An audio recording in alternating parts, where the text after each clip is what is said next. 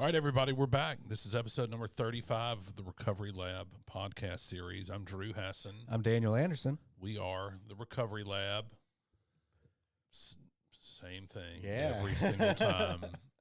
We have T-shirts for sale that help support our cause and some hoodies. You can go to recoverylab.com. RecoveryLabLLC.com. Yep. And find our fine wares. You have to pay for them, and you also have to send us a picture of you wearing it so that we can post it on our mug wall. Mug shots. Yeah. Mug shots. Absolutely. Also, if you know of something that would be of benefit to the recovery community, post it, comment it, let people know. The example I give every single time is about where to get free Narcan. Usually it's at the Pines in Columbus or Mr. Moore's Bike Shop in Hattiesburg, or anything that might be of benefit that people would need to know or you think they might like to know. Absolutely. So shortening the introduction so that we can talk to our guests longer, I think we should do that. I think that's a wise decision today with this person. This is the 35th episode, confirmed right before we started. Yeah, absolutely. We welcome Allison Nooe. How are you? Hey, guys. I'm happy to be here. Well, happy to have you. Absolutely. Absolutely. You have quite the presence on social media. Oh, well, that's awesome to hear because I just started putting out things about me and my dog and health, and something stuck. So yeah, no, it's great. It's working. It's absolutely. Like I've recognized you in the Kroger before. Really? Yeah. That's funny. I always joke that I hated everything about COVID except sometimes wearing that mask in the grocery store was nice when I looked like crap. Just wanted to get in and get out so I could hide. Every single time I go to the grocery store, I think about the problem with trying to lick my fingers to open the bag. Yep. Yeah. Oh, now I'm just like, you know what, kids do it. I'm in. I do it. Yeah. I'm like building that immune system. Right. Absolutely. Absolutely. Well, thank you so much for joining us. This is incredible. You're doing some incredible things. So if you would, this is the Recovery Lab podcast, and you have a history with recovery, and our listeners would absolutely love to understand and hear what that was like for you, as well as, we'll jump into some questions afterwards. I was thinking maybe 20 to 30 minutes of you just talking to us about what it was like, what happened, and what it's like now. And then we'll jump into some questions and just see where the conversation goes. We don't have a time limit. We can plug your radio show. Yeah, we can. Cool. We will absolutely be plugging Awesome. it. Absolutely, because that's absolutely incredible. And it's great that you're doing that, and that opportunity presented itself. And so, without further ado, if you would take the floor, Let's Allison hear it. Nooe, let's hear what it was like, what happened, and what it's like now. Okay, that's where do you start? Right. It's always like, well, let's see. My childhood was pretty, Right. but I guess I just kind of grew up in a culture where partying was what adults did. Heavy drinking was what I was exposed to at a young age. My dad drank a lot, but I didn't know that as much. In fact, I picked up his Kool-Aid one time and was very surprised that it was not like my Kool-Aid. And I was like 7. Why is it spicy? And he just kind of giggled. He's like, I bet you won't drink Dad's drink anymore, will you? Were you guys close? Dad and I are a lot alike. And I think we have really struggled over the years. But a lot of it was both of us wanting to be understood. And so I've been able to kind of dissect that relationship over the past, 4 or 5 years. And I think I understand a little bit better why it's been so difficult. But yeah, like we would be sometimes, but then there would be something that happened and we wouldn't talk for over a year. Wow. So it's just been kind of on and off, more on lately. Now I just need to do a better job at spending more time with him. But Sure. Progress, not perfection. yes, yeah, that's a motto that I was just reminded of yesterday. So my parents got divorced when, I was maybe 6 or 7. And I remember we always joke about this. The way they told us was they pulled my little brother and I into their bedroom, and they were like, this is going to be awesome. You're going to have 2 bedrooms and 2 Christmases. And, so like we were pumped. We were going to school. Like our parents are getting divorced, like we get 2 Christmases. And then, of course, reality sets in. And, it took them 4 years to get divorced because there was a lot. There was a lot to it that we had no idea about. So when you say we, do you have my siblings? brother and I, Okay, just you and your brother? Mm-hmm. Yeah, he's 4 years younger than me. And so it was, I didn't want to acknowledge it for a long time because when I did get sober, I wanted to just completely detach from that person and not blame anybody, just get my head on straight and get to work. Sure. And being in the field that I'm in now and understanding how trauma affects us and how that affects our health and our progression as human beings, now I know that that's important to go back and unpack. So, and it was difficult. Divorce is difficult on everybody. Right. But my mom married my stepdad, and he was my stepdad for probably 20 years, and we were very close. But we did a lot of drinking as a family. So it was interesting. I saw them drink, went everywhere with them while they, Riverfest, like all these fun things. They were just having fun. Right. And so I get into high school. I went to Brandon High School, and, that was just the culture for sure. And I was much more a follower back then. Had no idea who I was, what made Allison tick, what excited me. The only thing that excited me at that time was getting blackout drunk and feeling cool. And sure, I was freaking awesome at it. 4 stars. Yes. So, that was a lot of my high school life. And Mom did not allow me to drink in high school. She was getting wasted, and we joke about this now too, how she scolded me with a glass of, a Nooe's cup full of wine in her hand. Right. Do as I say, not as I do. Exactly. Yeah. But it did freak her out because, for legal reasons, there could be so much trouble. We did have those households we could go to, and the parents would let us drink. That was not mine. My mom was actually really strict, comparatively. So I was grounded all the time. But when I think my junior year, I was grounded, shocker. And my friend had given me an Adderall. I don't know why. I have no idea why. And I don't know what about spending the night on my couch, made me think this would be a fun thing to do. But I took it and I stayed up all night watching movies. But that's when I found my first love. Speed. Like I loved everything about it. And so after high school, I did graduate from high school and then, spent 10 years in and out of junior college. Like I would sign up for a full semester and then end up dropping like halfway through. Withdrawal passing. Yes.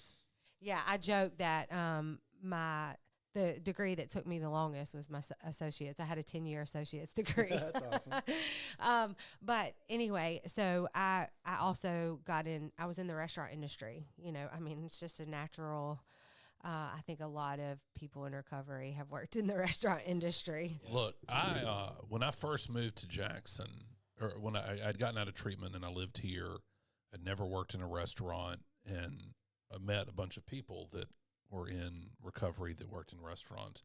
And I quickly realized that you could do like a sociological study on the restaurant industry. Oh, for sure. It's its own little subculture.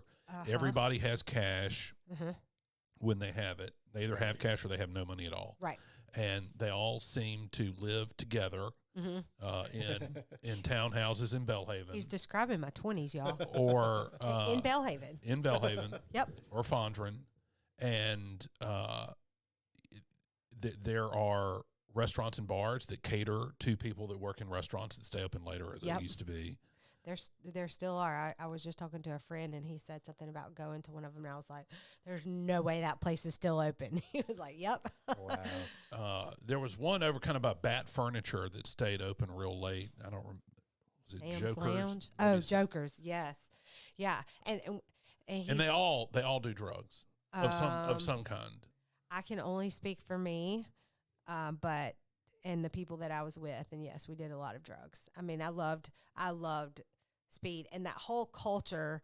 You know, you slept until about 45 minutes before you had to be on shift to bartend or wait tables, whatever. And then I bartended a lot, so we had access to all the alcohol that we needed on shift, and usually somebody in the kitchen or behind the bar brought us in the goods to stay happy the whole time, you know.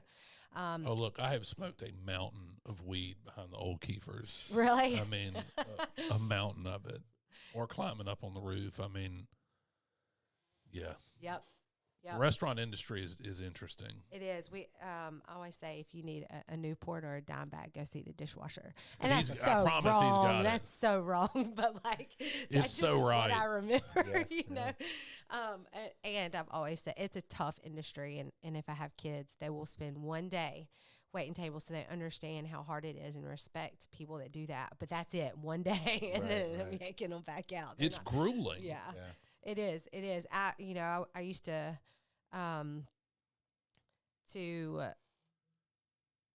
play and have fun and work to pay my bills, and then I had to start working to pay my for drugs to keep up with work. Right.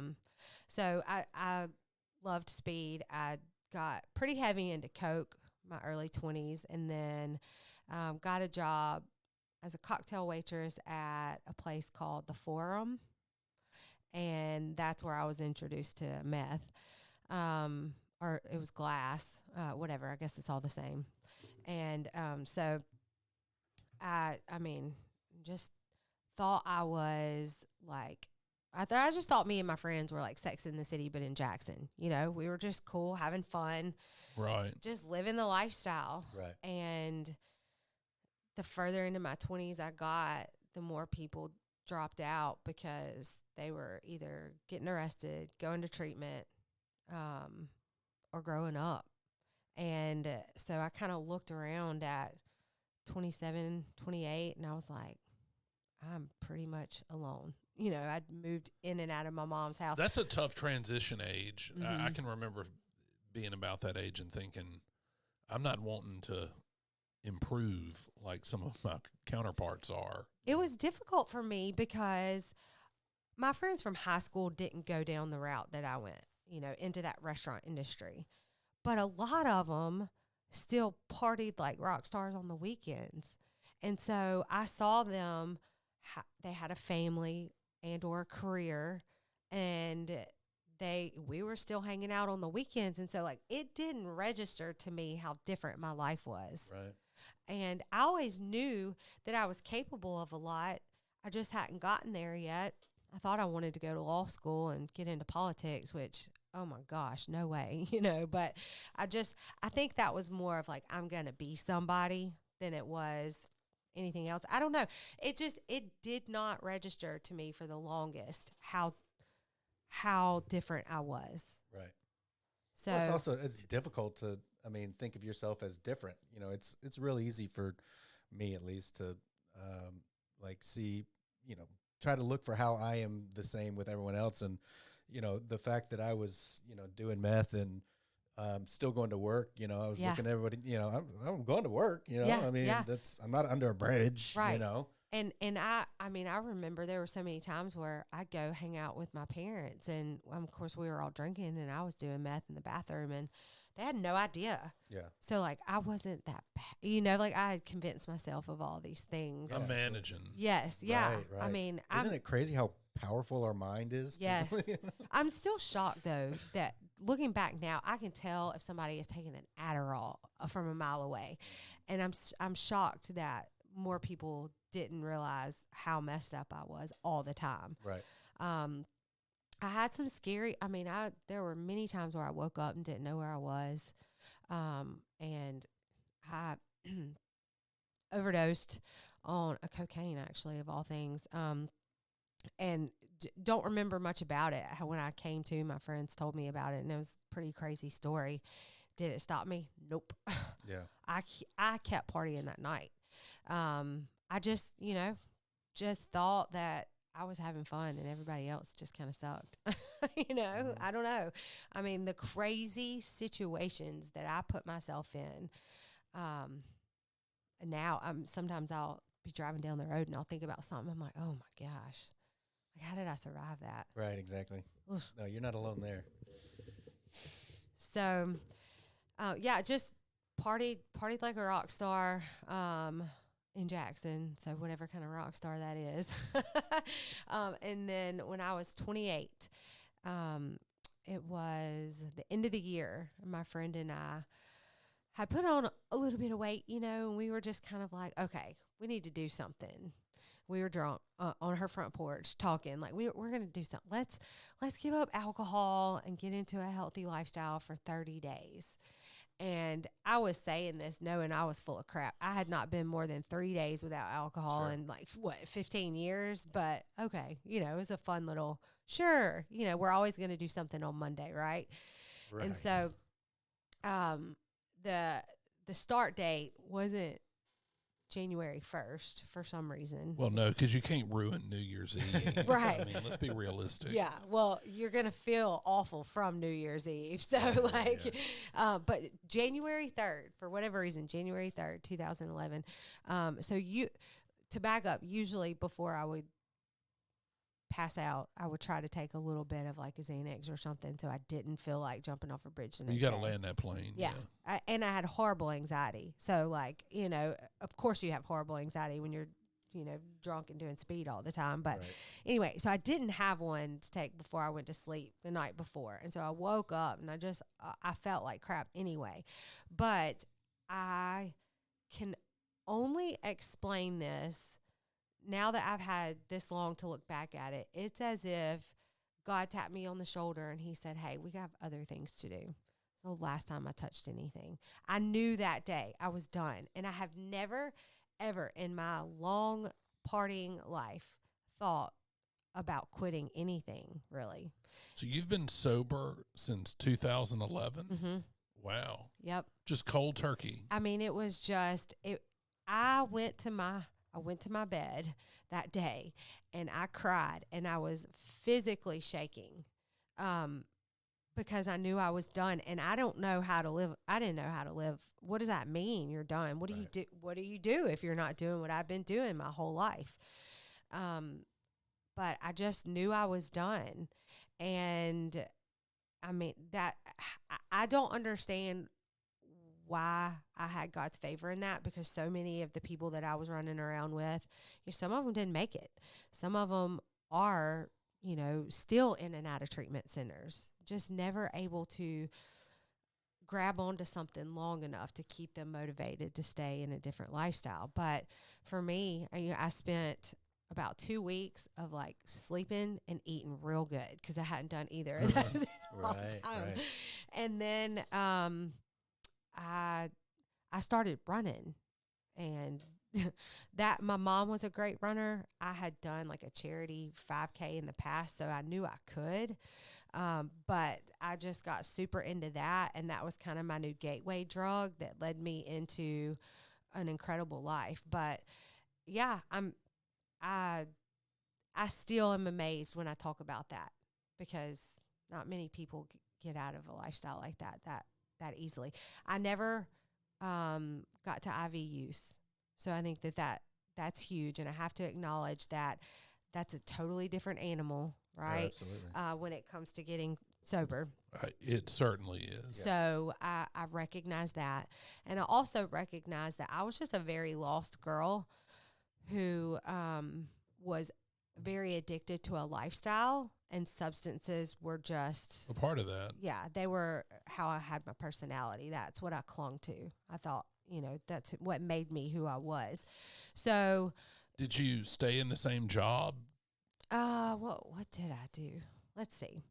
I, had been in and out of school for a long time. So like that was at the beginning of a new semester. So I went to class that semester, like the whole semester. And yeah, actually I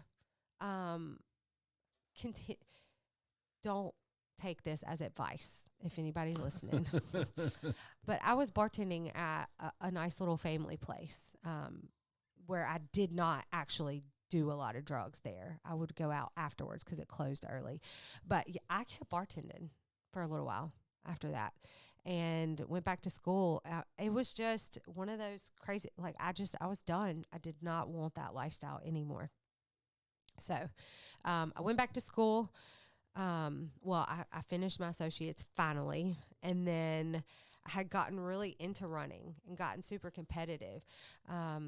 When I said my mom was a runner, she was a phenomenal runner. She got the first women's track scholarship in the state of Mississippi. Wow. Yeah, to Mississippi College. She was the entire women's track team. That's great. So I had a little bit of a genetic predisposition, Sure. and it just kind of gave me something to work on, something to, when we look at people in recovery or in prison and they give them a health goal or a dog to train, we see higher rates of success, long-term success. And so this is just what the Lord gave me. And I ended up getting a little scholarship to go run for Belhaven University here in Jackson. Wow. So back to Belhaven, and it was crazy. I did not live in Belhaven anymore. I was not going back to that. But it was wild driving to school down the same road that I used to go and do cocaine every night after shift. And then we were the cross country team. We ran all over those streets. Right, so like right. I went from running the streets to literally running the streets. Oh, yeah. It was awesome. And Belhaven changed my life. The faculty and staff there, special people. And the kids there, I was shocked. I've been in this area my whole life, and I'd never met people like that before. Right. So I got a bachelor's degree in sports medicine, and got accepted Ole Miss of all places. I grew up a State fan and ended up at Ole Miss for my master's. And I was going there for exercise science. I wanted to do strength and conditioning for college athletes. There's a huge need for that for women's athletics. And I thought that would be a lot of fun. But when I got to Ole Miss, I learned about their health promotion master's program, which is essentially public health. And I fell in love with everything about that program. So I switched. I actually switched majors at Belhaven too. So I was originally a sports administration. I just thought, well, I got a scholarship. I'll go to school. Maybe I can be a cross country coach. I'll get a sports administration major. Maybe I can be. And then I was doing some personal training at the time, and I thought, I really don't know anything about the human body. And so I switched majors to sports medicine. And I remember the dean of that program, he said, "You sure you want to do this? Because most people can't handle it and they have to drop down to sports administration." And I said, I think I do. And it was hard. I cried every day. I'm not an academic, but I got through it and then had an incredible time at Ole Miss. It was interesting going to Oxford as the old lady on campus. Okay, so let me set the stage. In recovery, going back to school, no money, right?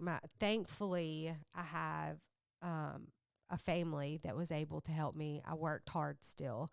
And, the government will give you money for school. I'll be paying them back for a long time. For a long time. But that's okay. The experience, it got me where I needed to be. But so anyway, I was driving my grandmother's Buick. So I'm rolling up to campus as a 30-something-year-old in my grandmother's Buick. I'm like, well, let's just do it all the way, Shame in that. There is no shame in that. But it was fun. Ole Miss had really started investing in something called the CRC, which is the Collegiate Recovery Community. And my graduate assistantship was actually with their Rebel Aid program. That's AD, Alcohol and Drug Education program. So that job was everything from going to talk to fraternities and sororities about how to party smarter, Sure. don't drink out of the big cooler of whoop juice Right. because there's probably drugs in it, Right. And they didn't teach abstinence. It was harm reduction. So, how can we black out less? And, I would have one-on-ones with students who had either gotten in trouble on campus or in the city of Oxford, and we would just kind of problem solve. And the stories that I heard were insane. If I had gone to college at normal college age, I don't know if I'd have come back alive. The amount of drugs that are flown in to that little Oxford airport. Really? Oh my gosh. It was like a movie. I mean, I'd done a lot of crazy stuff here in Jackson. But when you're crazy and you have money, it took it to a whole new level. So, that was interesting. That was eye-opening for me. But anyway, I mentioned the CRC. So the collegiate recovery community was cool. It was kind of like a college-based AA kind of, but it gave support. Can you imagine being a traditional age college kid and maybe realizing your junior year that you have a problem going away and then coming back sober? No. Right. Yeah. So this provided a community for them. They would do sober tailgating. They still do this, by the way. State was the first school in Mississippi to really make a big deal out of this. And there's a guy, Blake, that runs their CRC. He was phenomenal. Tall, skinny guy? Yeah. Yeah. He's awesome. Yeah. He's awesome. So we learned a lot from Mississippi State's program, but sober tailgating, in the Grove. And now there is an entire building where they provide housing for sober students. Oh, that's incredible. I've had a friend that lived there. That's a huge part of the puzzle right there. I agree. Huge. I agree. And one of the things, so I will get to what I do, but I'm a holistic health freak. And one of the cool things about holistic health now is that drinking is not so cool anymore. Right. Like people are really starting to realize how damaging it is to the brain. And I mean, it seems kind of obvious, but it's such a societal norm that we have just, it's fine because it's legal, right? Yeah. It's poison. It is. It's literal poison. So I'm excited that it's becoming trendier not to drink, and I'm wondering if this will transfer to the college scene at all. Who knows? I think it might. I mean, there is definitely. I mean, there's what show was that last night? I think it was some show, some news program. I don't remember what it was, but they were listing all the rappers that have gotten sober. They were listing all these artists that have gotten sober, and this was a well-respected program. Obviously not respected enough for me to remember the name of it, but I digress. It was, they were just talking about how, just listing just tons and tons of people that have gotten sober, and they were just shining a very bright light, a very bright, positive light on this. So, I mean, I think, it is. You were right. It's a societal norm. I mean, it's you go to a football game and you get a beer. You go to you just drink. People just drink. That's just what they do. Well, humans have been consuming alcohol for a long time. Yeah. And I have no issue with anyone that drinks. I mean, as long as they're not ridiculous and I don't have to put up with it. Right. I will set a hard boundary real quick because I just don't have time for that. It's toxic. But I have people in my life that they can sit down with dinner and have one beer and that be that for the night. I remember when I was bartending when I was sober and somebody would come in and they'd eat their meal and they'd have one glass of wine and I was steadily pushing, are you sure you don't want another one? It just seems so weird to me because if one is great, the second one is going to be better. The thing that blows me away is when you go in a restaurant and a normal person will drink a girl of wine and leave a little bit in the bottom of the cup. Yes. That's so foreign. How could you? I don't do that anymore. Yeah. I still have dreams. Let's see, I'm 12 years in now. I still have dreams about drinking and taking Adderall. Sure. And in my dreams, I'm like, wait, I don't do this anymore. I'm like, yeah, I do. People just don't know. So it makes me wonder, like, what's going on in my life that I feel like I need to cover up right now. I don't know. You know, I don't know if you can actually analyze dreams, but they're fun to try. Yeah, and absolutely. I take a lot of magnesium, so I dream a lot now. So do you ever, in your dreams, do you ever cross the threshold? Do you actually use the drugs, or is it you do? Yeah, me too. I have a couple times, and I wake up and it's just like, ugh. Most of the time, I'm like trying to get to it. Like you get to the bar, and like every bottle they pick up is empty, or you know, there's like you never get that. I just want a glass of wine, but there are some where I have, but I mean, I'm so far out. When I wake up, I'm like, oh, okay, that was weird. Exactly. What is a holistic holistic health food? What did you holistic health? What exactly is that? I like to distinguish the difference because our current quote unquote health care system in Mississippi, or you mean just like in general? Western medicine in general promotes anything but health, right? I'm grateful that we have medicine for, you know, acute cases where we need it to save our life, whether it's a surgical intervention, the emergency room if you break your arm, antibiotics if like you get bit by a spider and need that, you know what I mean? But it's these Z-packs that are handed out. If y'all can tell, I'm a little bit nasally. I've been overcoming a little bit of a sinus something. I actually spiked a low grade fever last week. I'm good. I'm in the green zone now, so I wouldn't bring this to y'all if I wasn't. But it's it's crazy because our first go-to is, we need to take a Tylenol to stop this fever. The fever is your body. It's heating up to get the virus out of your body. And if you stop that process over and over again, you're stopping your body's ability to fight off infection. And so I was really proud of myself because this time I just let it run its course. And it was only about a 16-hour process. You know, it never got above 102. I monitored it closely.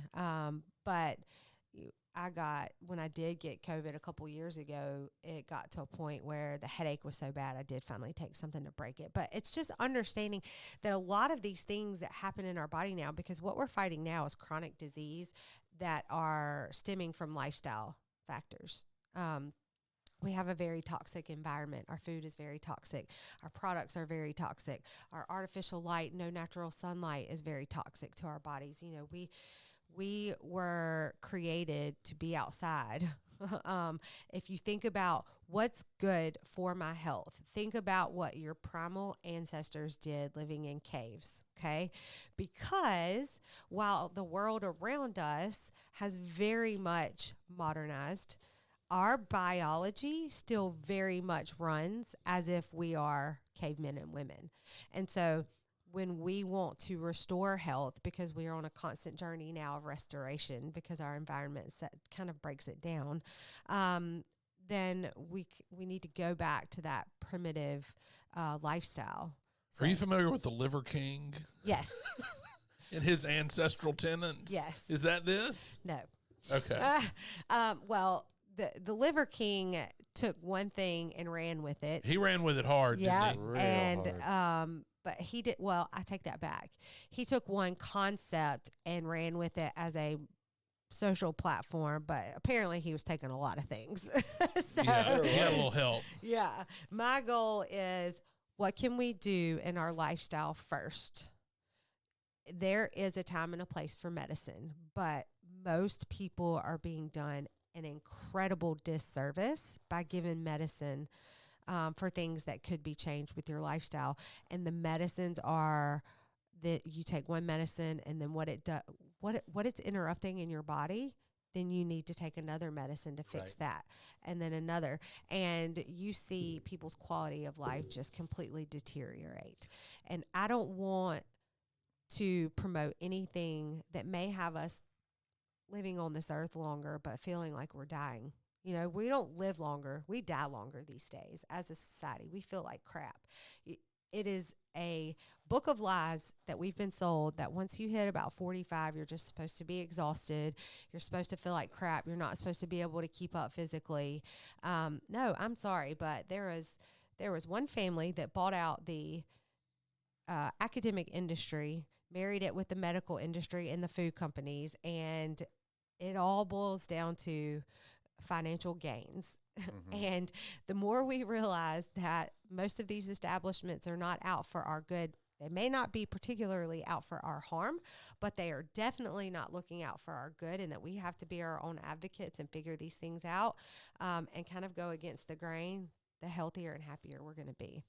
Absolutely. The reality is there is not a lot of incentive to, especially like pharmaceutical companies, to push holistic approaches. There is much more money in saying, hey, we'll acknowledge that changing your lifestyle will improve your life, but really, if you really want to do the same thing with much less work, just take this pill that we have. And if this pill doesn't work for you, we've got another pill that will help you feel better from taking that pill. And there's no money in being. I don't think you can get a patent on ginkgo biloba or anything. Right. No. I mean, the point is, corporations are incentivized to make money when things are going wrong. It's just the way that capitalism works. That's just the way it works. So there's no money in saying, hey, just go exercise, just go run a little bit and you'll be fine. And you will be in a much better position if you do that on a consistent basis than you will if you go and take all these medications. Now, again, like you said, medications have their place. They're very important and they have a role. Absolutely. But Z-Packs are pushed like candy these days, and we don't know what that's doing. I do know that it's wrecking your gut microbiome. So, and that's a whole different topic. But so there's a couple of things to your point, and you're exactly right. Now most practitioners do not have faith that when given information about preventative lifestyle or a more holistic approach, that their patients will take it. In fact, there was a doctor, there was a nursing student who has just gotten on his own holistic health journey. He was type 1 diabetic and changed his whole life. And he asked a doctor, why don't you recommend these types of things to your patients? And he said, oh, because we just don't think they'll do it. This is just a much faster, and now you have a bunch of very smart people in the medical field who have all been trained on the wrong concepts. And there are a lot of Western medicine practitioners that do not believe that you can attain health without medicine. And they will yell, scream, and shame you if you don't do it their way, because they honestly think that that is the best way. Because this is what they're taught. They are taught medicine. They don't even take a full semester of nutrition. They have no idea how nutrition affects the endocrine system. And one of the greatest breakdowns we're seeing in overall health is hormonal health. I mean, hormones are just chemical messengers that tell one part of the body what to do at the next. Right. And we've got an explosion of disruption here, and a medical establishment that does not understand what's going on. You go in and you see a specialist in one area. That's really all that they know. And it's very segmented, and the body is not. The body works together. Right. It's a machine that all works together. It's a system. Mm-hmm. So let's say somebody comes to see you and they're like, look, Allison, I want to be healthier.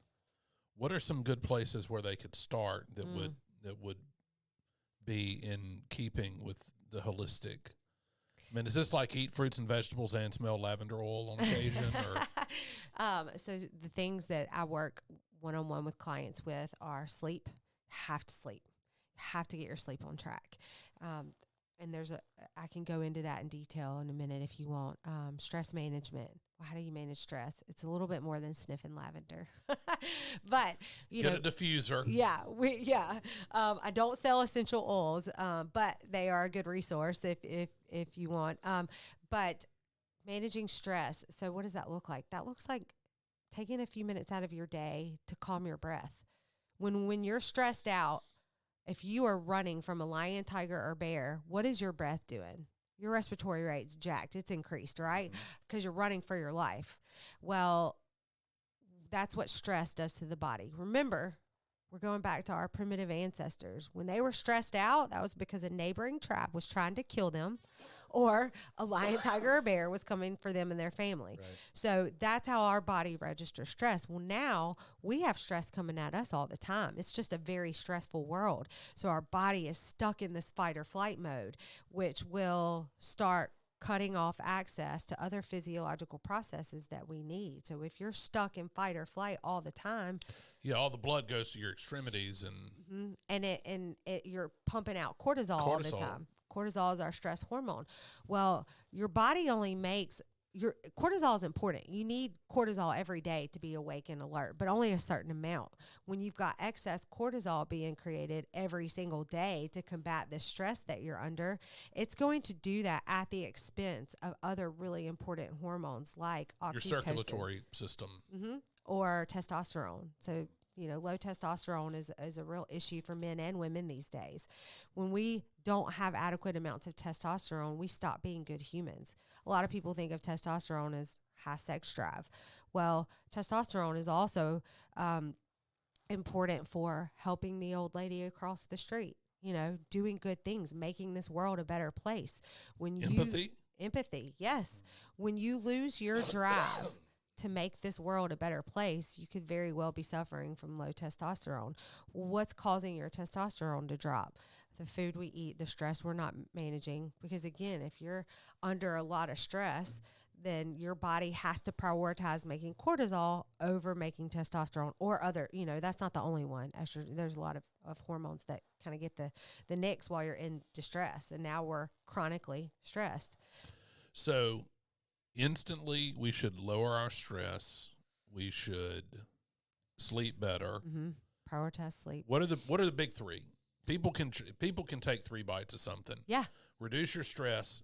Okay. Work on sleeping better, and what else? And I'll give some tips on how to do that too. But sunlight, get sunlight. It's so important. The Liver King was about that sunlight. Yeah, well, we're going to have to change the channel for you. Drew loves him some liver. Look, he cracked me up. He was man. intense. I only saw like 1 or 2 of his videos, and I was like, this guy. $12,000 a month and $12,000 a month. Growth That's hormones. what he spent on, growth hormone and whatever else he was taking. Yeah.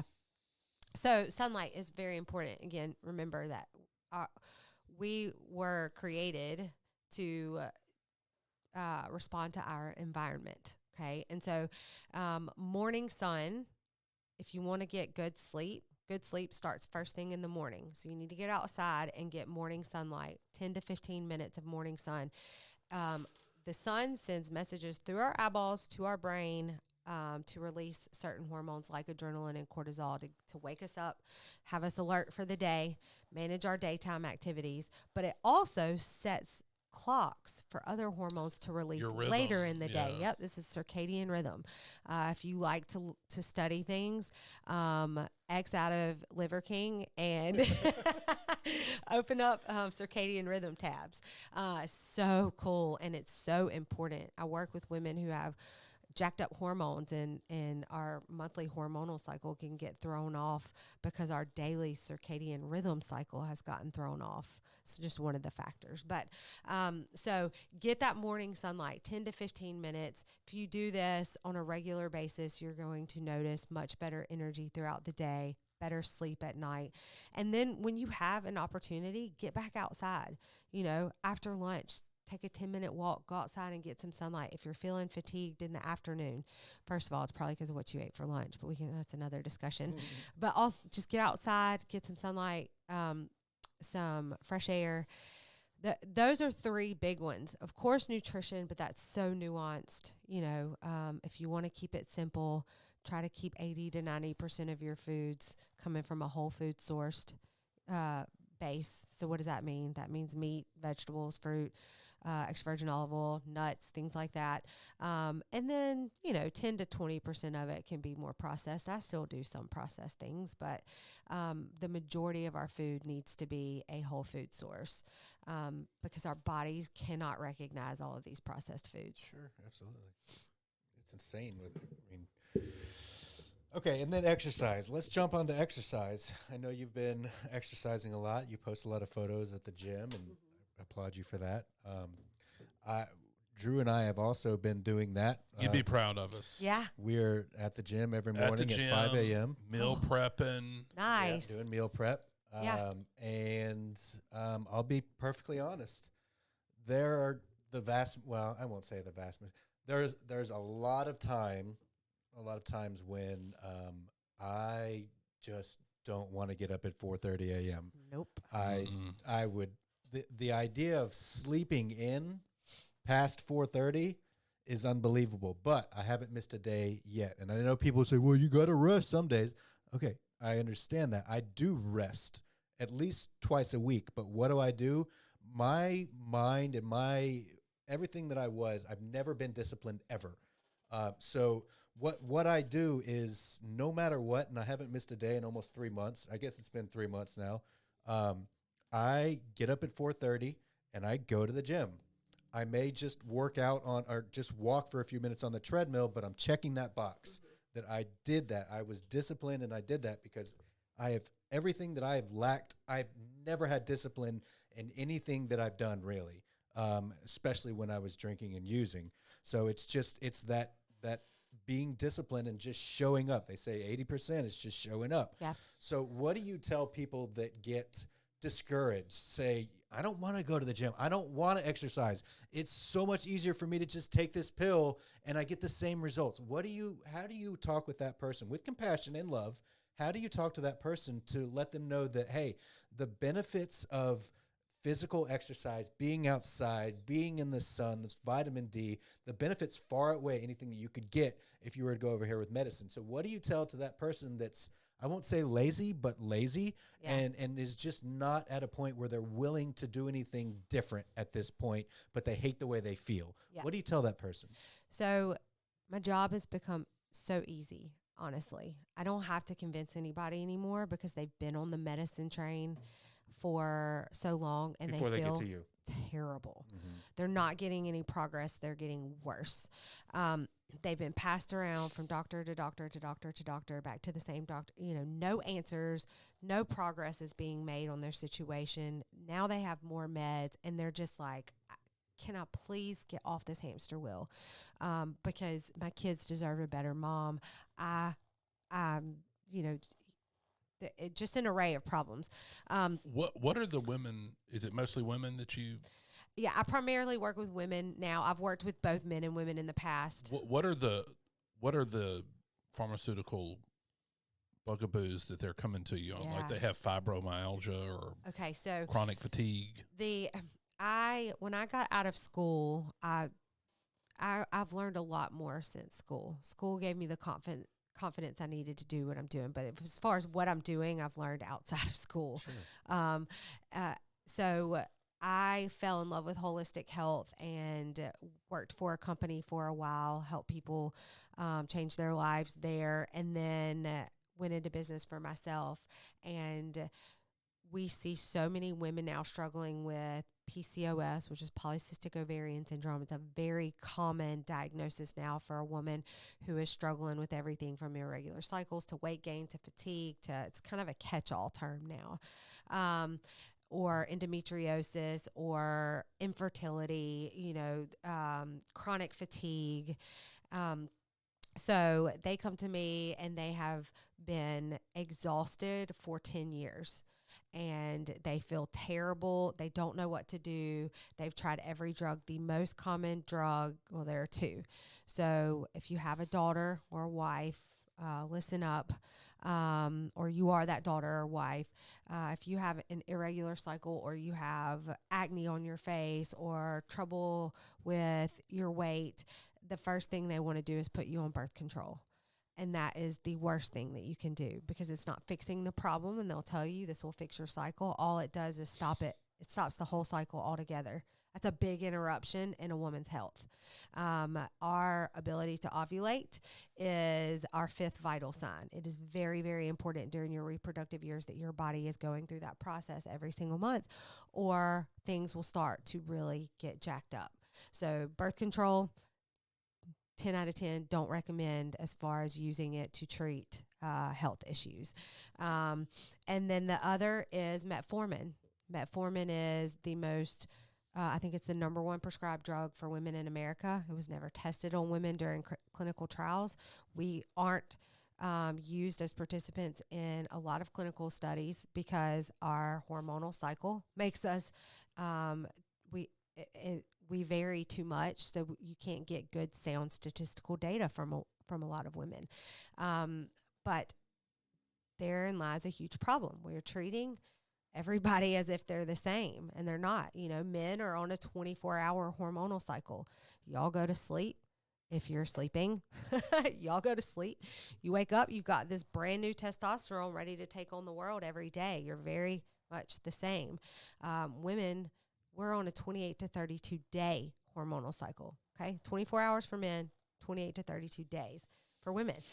We're created very different. That is not a bad thing, but it means that we probably can't take the same treatment protocols that men can. Right. And we've been given the same treatment protocols that men have, and we've seen cancer rates increase exponentially. We've seen infertility rates increase exponentially. You know, we're all getting worse, not better. So, like, we got to start paying attention to this kind of thing.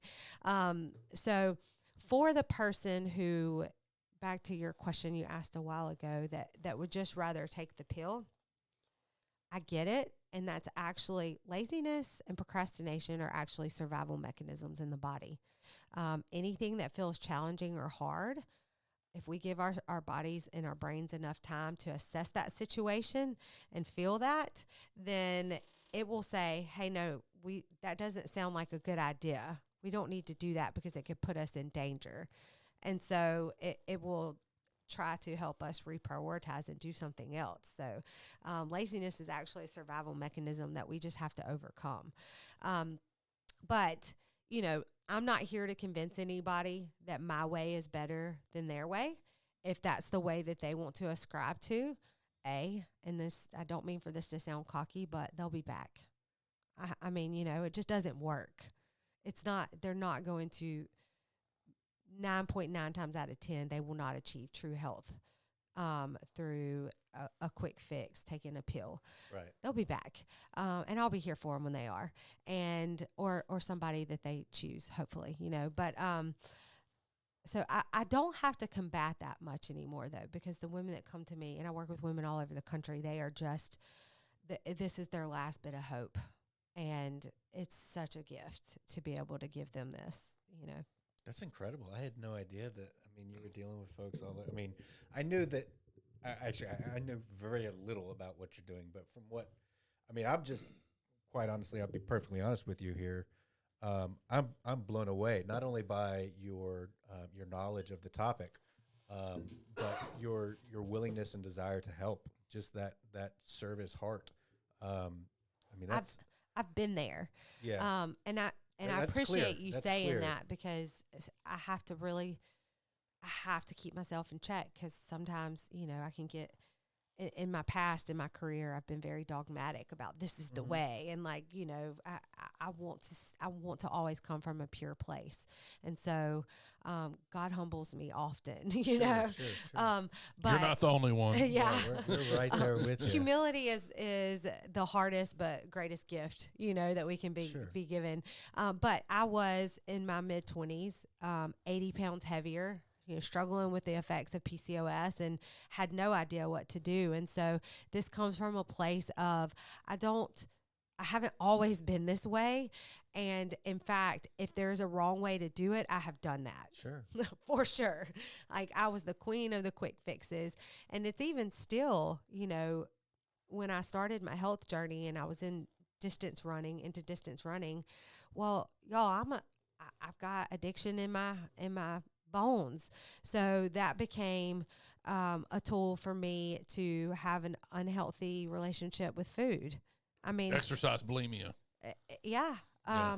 And you know, it's crazy because when you get sober and your entire life changes, but you also lose a bunch of weight and look the best you've ever looked, and you get complimented on that. Like, how do you not tie your identity into managing your weight and let that be about what you're all about? I mean, Right. you know, I've been through so many identity crises as a sober person.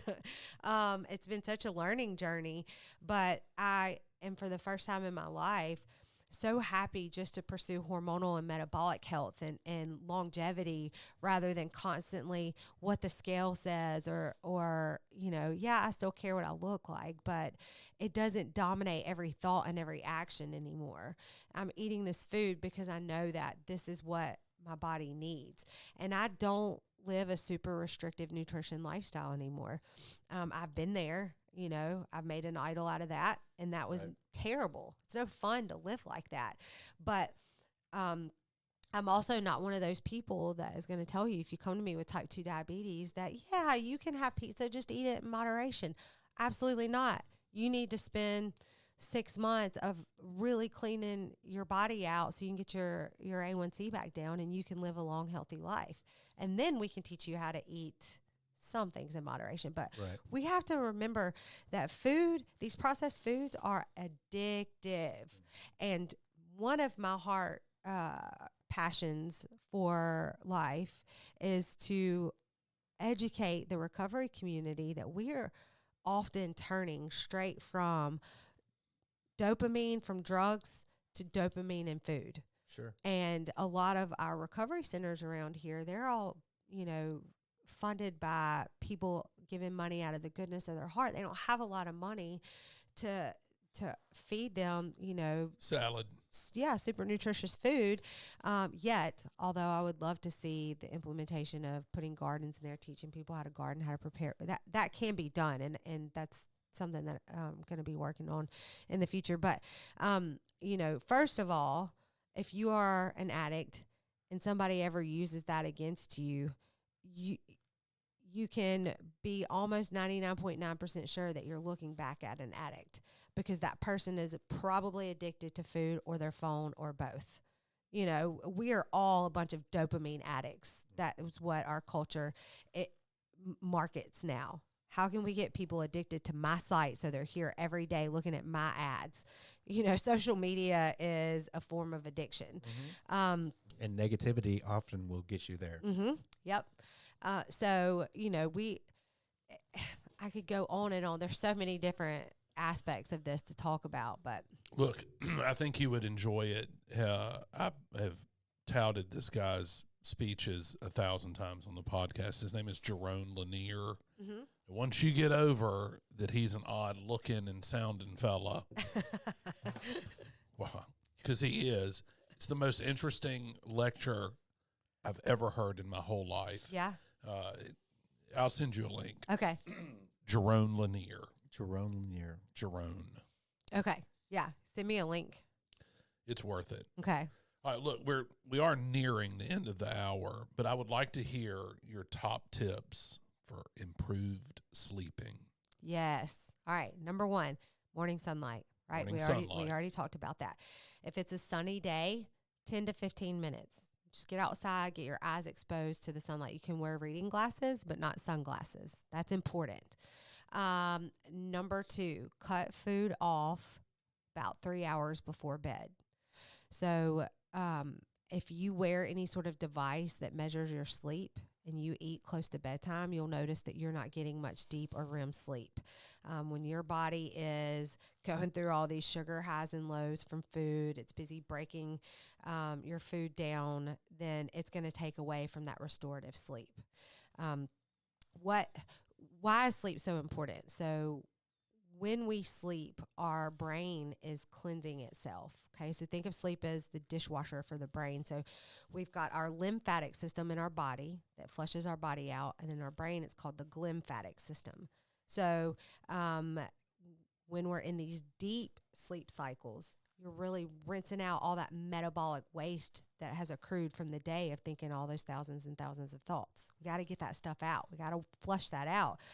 Otherwise, it could potentially start building up this dangerous plaque.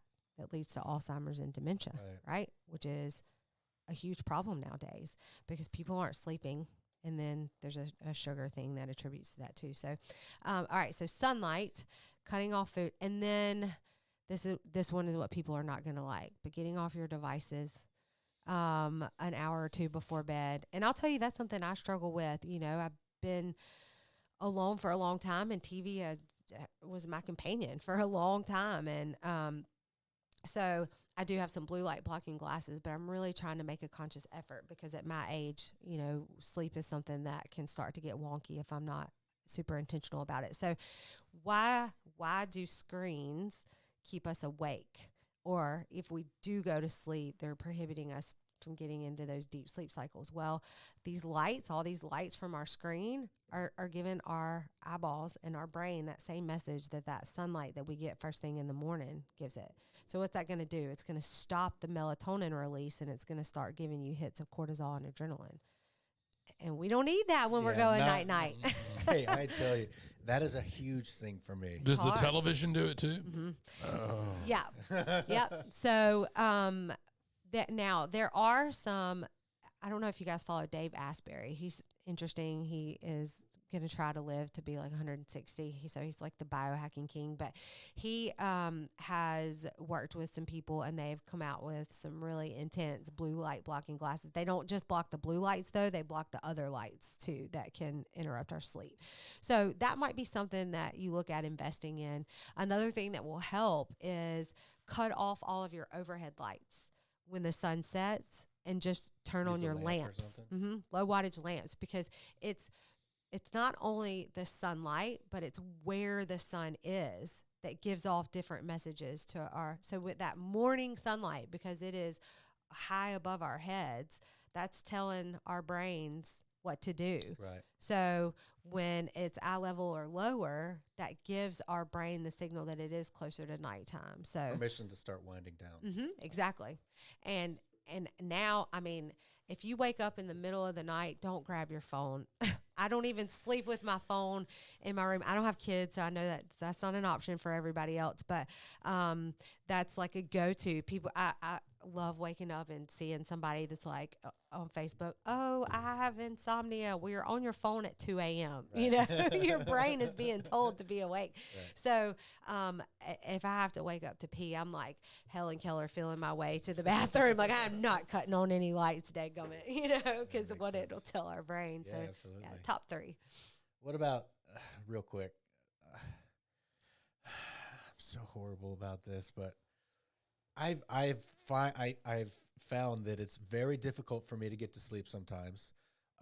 And what I've found is if I will just eat some just ridiculously trashy food right before I go to bed, I have a tendency to go to sleep quicker. And I know that's like the worst. And I also look at my phone while I'm doing that. So it's like the double whammy. It's like literally the worst possible thing I could be doing. So I guess I'm just saying that to be transparent, that I have lots of things to work on. Oh, me too. And the screen thing, that's always going to be something that I have to work on, and I'm definitely not perfect at. Right. I can sit here and tell you what to do all day long. The food thing, I have been measuring my sleep, and you know, I get in these little habits. They turn chronic so quickly. I was doing something that kept me out late, and I do not like being out late. And so I would eat this certain like high fat bar when I would get home just because I was hungry and I needed something. And it would be close to bedtime. Well, then I started doing that every single night, but then it wasn't 1, it was 2. Right. And this is in the like recent past. And so, and I started noticing that my REM sleep was crap. Like I was hardly getting any of it. And I listened to a podcast, and they started talking about, you know, they were just really breaking down food and sleep. And I was like, oh crap, that's what it is. Cut those out, and now I'm getting great sleep again.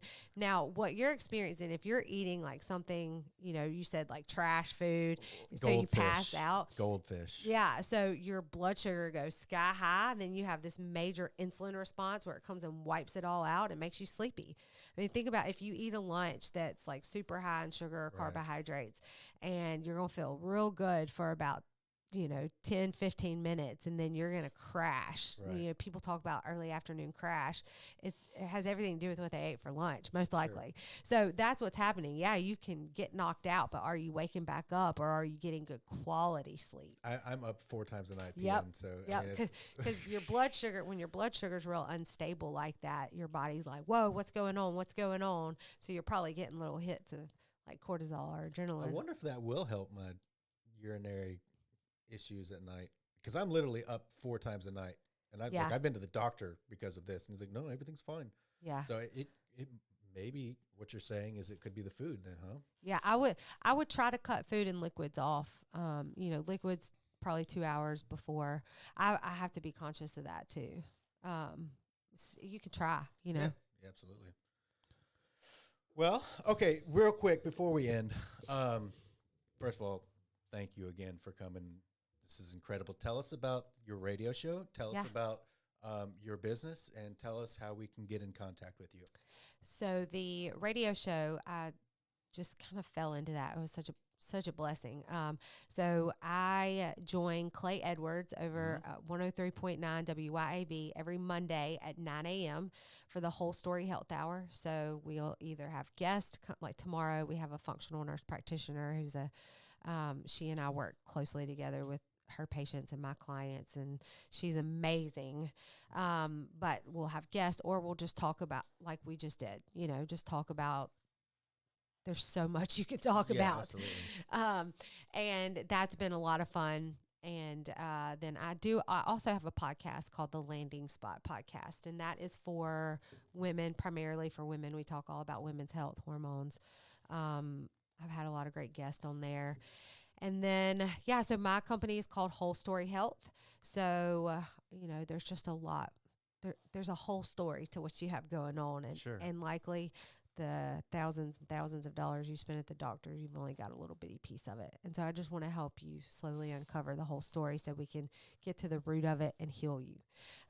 So I primarily work with women. A lot of the women that come to me are either struggling with infertility, chronic fatigue, or something that I'm really specializing in right now is that perimenopause age that nobody prepares women for, where everything changes quite drastically. The highest. What age is that? In our 40s. 40s. So, and it can last 3 years. It can last 10 years. It's very individualized. But the age group of women that has the highest suicide rate is in that 40s era, because we go from, having high estrogen and progesterone and, these things that kind of stabilize or kind of help us stabilize. All of a sudden they start dropping and things change dramatically, and we don't know what to do, and everything that used to work doesn't work. And there's a lot of anxiety and depression and sleeplessness that can occur, does not have to, if we know how to navigate these changes, right? But that can occur, and it freaks women out. They have no idea it's coming, hits them like a ton of bricks, and the doctors are like, oh, your labs come back fine. You're fine. Just, maybe exercise a little bit more, which is not the case. Anyway, so, but yeah, just helping women navigate the different eras of our life, because hormonally we are very different in our 20s than we are in our 30s and 40s, and then post-menopause. So I am starting to open up, because I've been doing the radio show and I've had some men reach out. Men's hormones, that's important too. So I am starting to take on a few male clients. So, just really kind of open to whatever doors God opens for me at this point. Amen. Absolutely. All right. So do you want to give a phone number? Is there like how can they get in touch with you, or a website or whatever? Instagram is at Allison Health Coach Nooe, which is kind of difficult. My last name is Nooe. So I put out a lot of content there. You can reach out to me on Facebook. It's Allison Lee Nooe or Whole Story Health. The number, if you want to shoot me a text and set up a consultation, is 601-540-2476. Just give me your name, little info about you, and that you're interested in a consultation. I'd be happy to set one up for you.